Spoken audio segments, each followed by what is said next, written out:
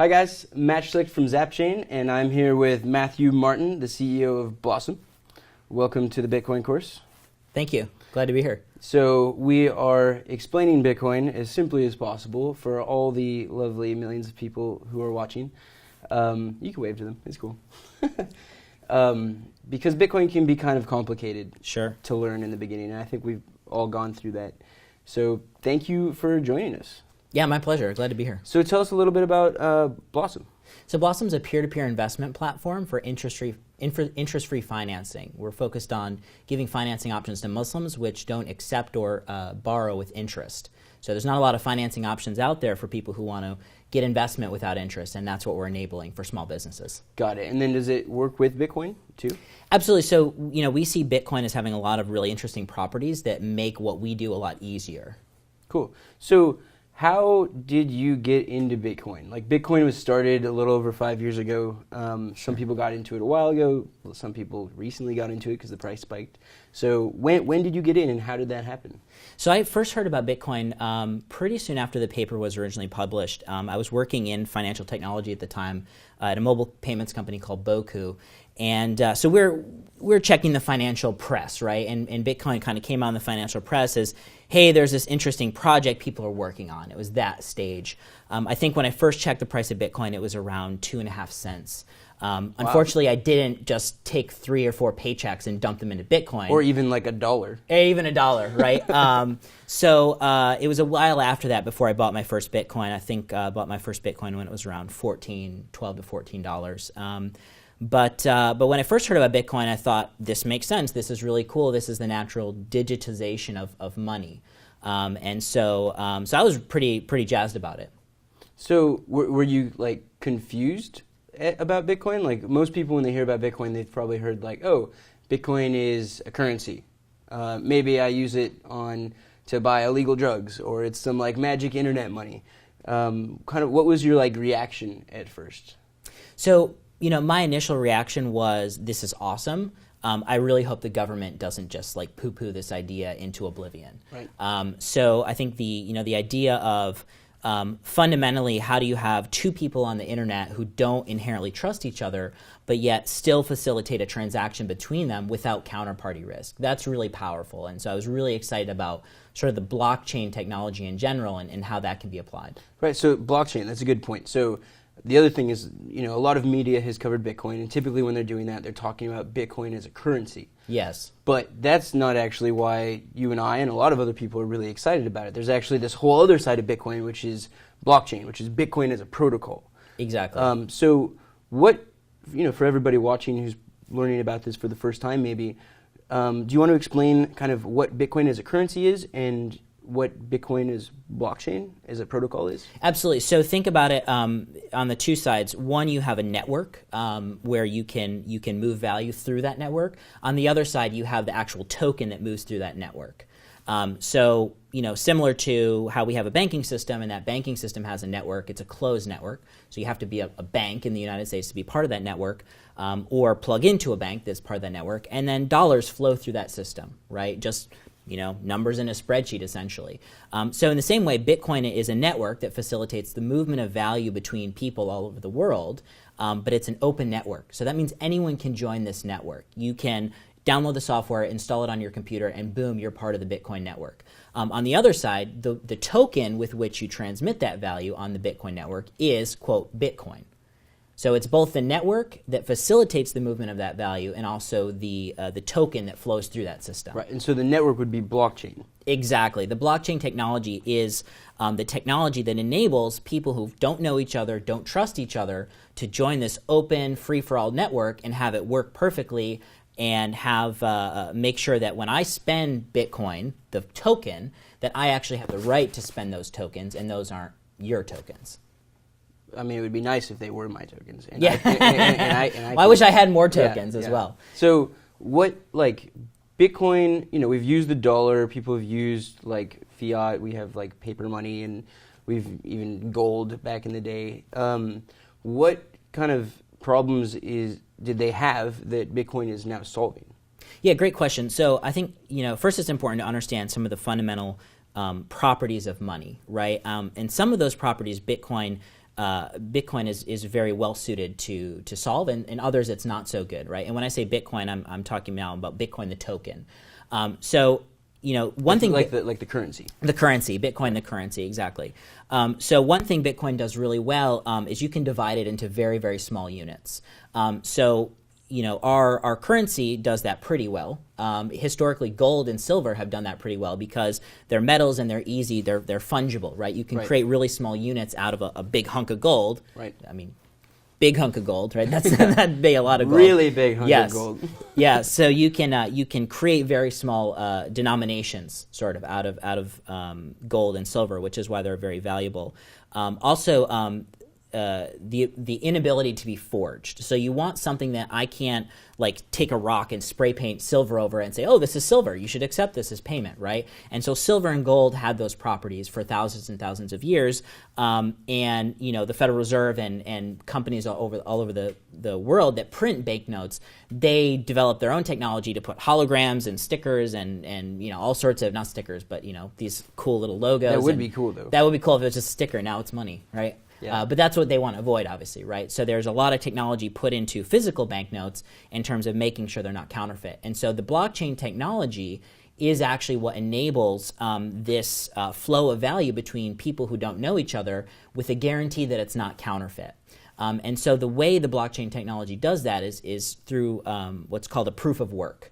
So if you're going to go mine silver from the ground, you've actually got to go get silver to extract it from the ground. Right. And Bitcoin uses a somewhat similar concept. So basically, there are people within the Bitcoin network that facilitate these transactions are doing what's called mining. So they're basically solving some really complex math problems. And those math problems aren't free. You have to expend electricity and cycles within your computer to prove that you've done some work. And so by proving that math, you've actually proven that the person who sent those coins is actually the valid owner of those coins. And they get a reward for doing that. And so that's sort of how, in a nutshell, the blockchain technology has solved this problem of how do you make sure people aren't counterfeiting the coins? How can you fundamentally trust someone you don't know? Right. So how, if I have $1, I could counterfeit. I guess it would just be kind of difficult to do. Sure, and people do. There's these super notes that flow all over the globe that are indistinguishable from real $100 bills. So counterfeiting is a real problem with physical banknotes. So how does Bitcoin make sure that I can't, counterfeit or spend my Bitcoins twice? Yeah, great question. So basically, when you send Bitcoin, your transaction is not just sent to the other person, hey, FYI, Matt, I just sent you Bitcoin. It's actually broadcasted across the network.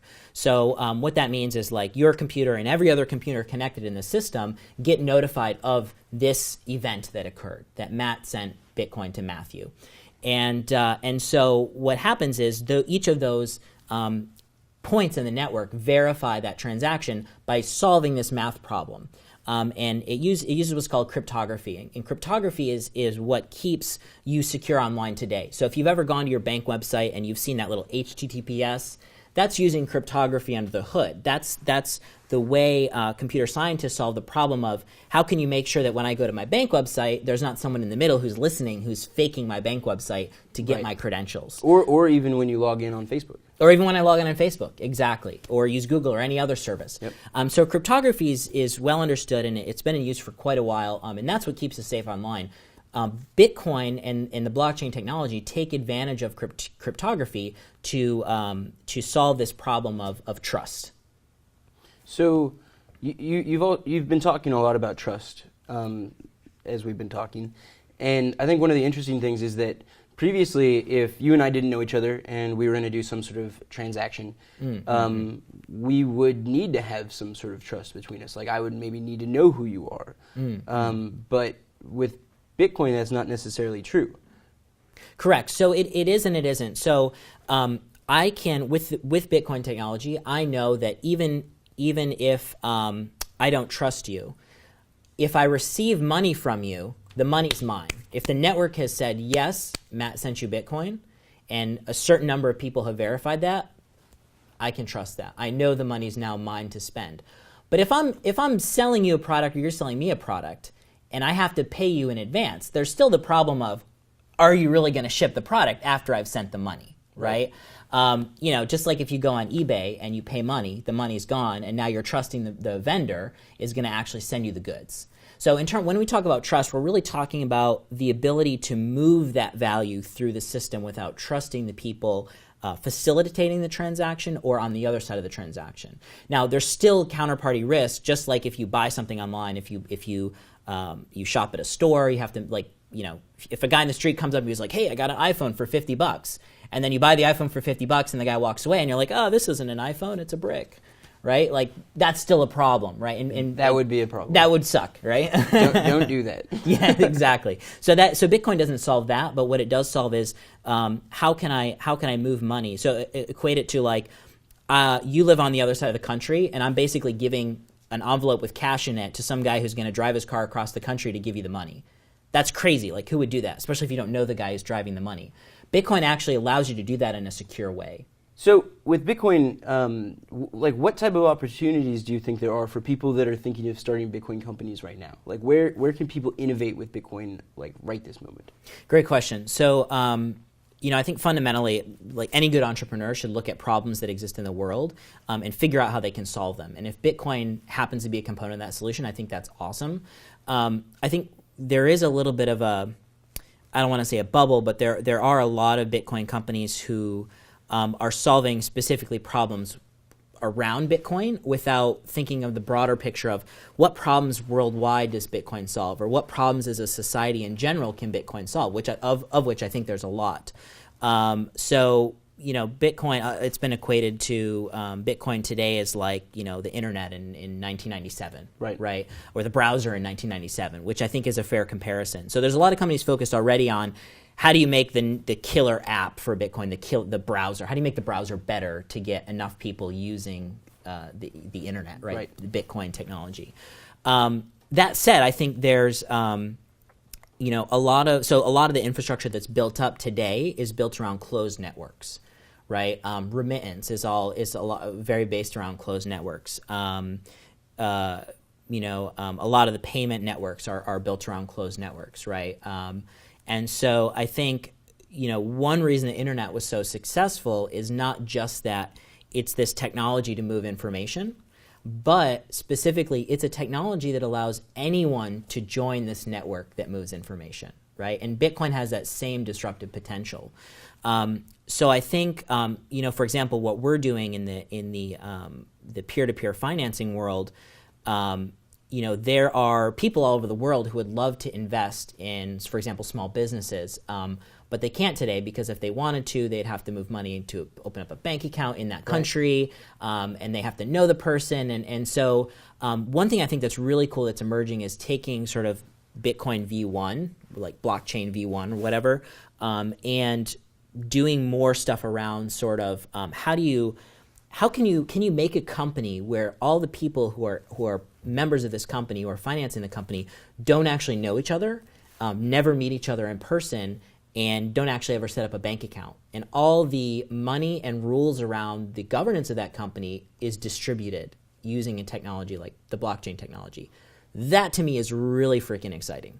And I see, over the next 20 years, the institutions we have today, banks and corporations, I think they're going to look a lot different. I don't think we're really going to recognize them in 20 years. So I think there's like the people always talk about like millennials and like, oh, what's a record? What's a VHS? That I think it's going to be that type of thing where in 20 years that generation's going to look at they're like, oh, there used to be these things called banks that were always physical places you went to deal with money, which is so strange. Right. It is, right, when you think about it. And paper, right? So, I think one thing that's exciting to me is disruption in developing markets. I think there's a lot of focus on the developed markets like the United States and Europe, and like people are like, oh, well, we can do things that make paying with Bitcoin much easier and much better. And to me, that's not really all that exciting. Why? Because payments actually work pretty well in the developed world. I have no problems using my credit card, right? I've never been frauded out of money. If I really have a dispute with a merchant, I can call my card company and they'll take care of it for me. Right. I don't pay anything. Now the merchant pays some money. They pay 2.5% to 3% or whatever. But for me as a consumer, that's not a problem. So Bitcoin for me as a consumer is actually not solving a problem for payments. But yet there's a lot of focus on that. However, there's huge emerging markets where credit cards just aren't in use for a variety of reasons. Either the economics don't work out for the card issuers, or people don't want or don't trust credit cards, or whatever the reasons are. And those are the markets where we're going to see the big growth over the next 10 to 20 years. And so I think there's the most exciting opportunities to me in Bitcoin are in emerging markets.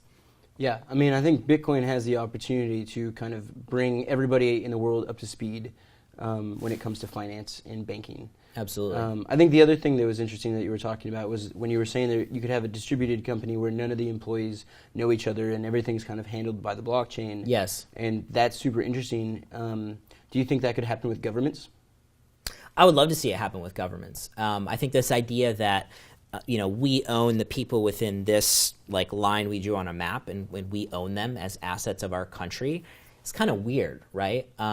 It's a very kind of old school idea. It doesn't make a lot of sense. So I would love to see governments become competitive and be like, hey, anyone who wants to come here, here's what it takes to come here and to become a citizen, and sort of digitize a lot of the services they provide, the governance of the country, things like voting. I think there's a lot of interesting opportunities to sort of digitize a lot of the things that countries do not very well today.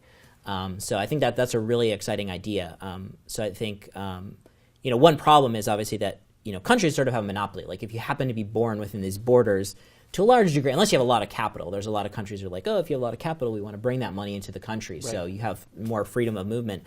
If you're not born with a lot of capital, or acquire a lot of capital through hard work or whatever, luck or et cetera, your range is sort of limited in terms of your options, in terms of where you want to, what passport you want to have.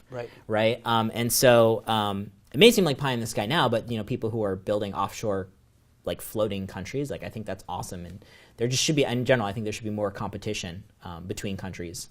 Yeah, absolutely. Well, thank you for giving us your insights and helping us with the Bitcoin course. Yeah, my pleasure. I'm sure this was super educational for everybody watching.